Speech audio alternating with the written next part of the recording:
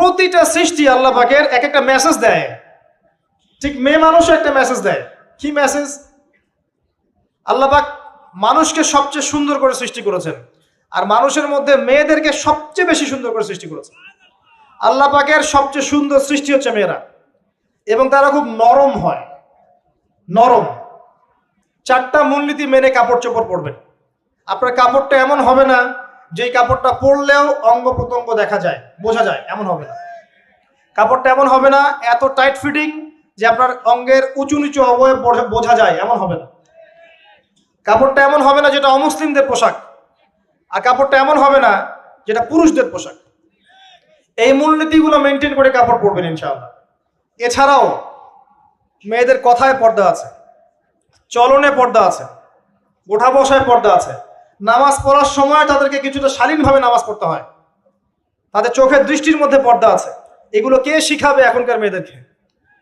আল্লাহর কাছে তোমাদের কি মূল্য আছে? তোমরা কি 5 ওয়াক্ত নামাজ পড়ো? তোমরা কি পর্দা করো? তোমাদের মধ্যে হায়াবোধ কিছু আছে? তোমরা মানুষকে ভালো কিছু শিখাও, সমাজকে ভালো কিছু দাও, শালীন কিছু দাও। আল্লাহর কাছে তোমাদের কি মূল্য আছে?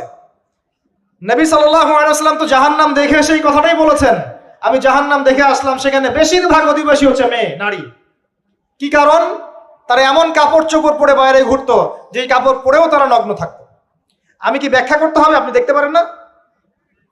এবং তারা স্বামীর সাথে কুফরি করত। সারা জীবন স্বামী যদি তাদের ভরণ পোষণ দেয়, ভালোবাসে, মহব্বত করে, তাদের জন্য জীবনটা ক্ষয় করে ফেলে, এক পর্যায়ে গিয়ে বলবে সারাটা জীবন তোমার কাছে কিছুই পাইলাম না।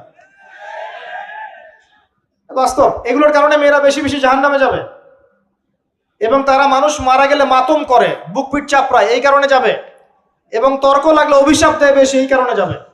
আল্লাহ পাক আমাদের মা বোনদেরকে হেফাজত করুন। তবে একটা হাদিস আছে সুসংবাদের। নবী সাল্লাল্লাহু আলাইহি ওয়াসাল্লাম বলেছেন, একজন নারী যদি 4টা কাজ করতে পারেন, জান্নাতের যে কোনো দরজা দিয়ে ইচ্ছা প্রবেশ করতে পারবেন।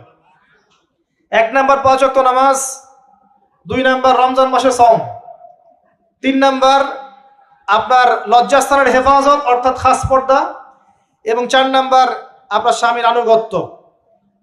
ফেমিনিস্ট আকীদার মেয়ে হলে আনুগত্যকে দাসত্ব মনে করে, স্বামীর আনুগত্যকে তারা দাসত্ব মনে করে। স্বামী কে? স্বামীর সম্মান বোঝেন আপনি? স্বামী কে?